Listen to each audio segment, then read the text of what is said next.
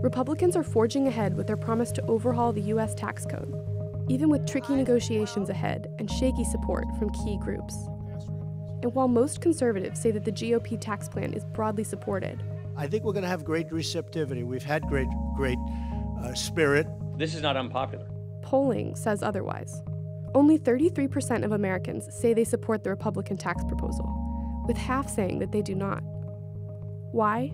Because most Americans think the plan will benefit the wealthy at the expense of middle-income Americans.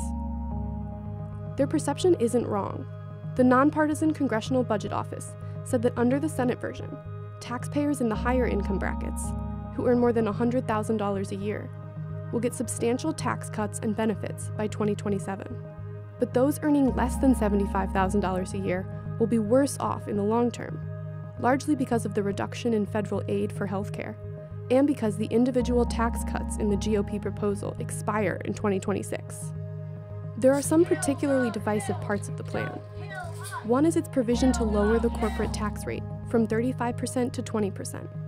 49% of Americans think that that's a bad idea. Another one is to eliminate the deduction for state and local income taxes. 59% don't want to see those deductions go away. And Americans are divided on the decision to eliminate the estate tax. 43% disagree with its elimination. In addition to the general public's low support for the proposal, trade groups and small businesses have their concerns with the plan because of its pass-through provision and permanent corporate tax cut. And some hardcore conservatives aren't on board with the plan's impact on the national debt, which would increase by $1.4 trillion over the next decade.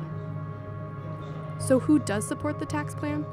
About 60% of Republican voters, which may be enough to get the bill to President Trump's desk.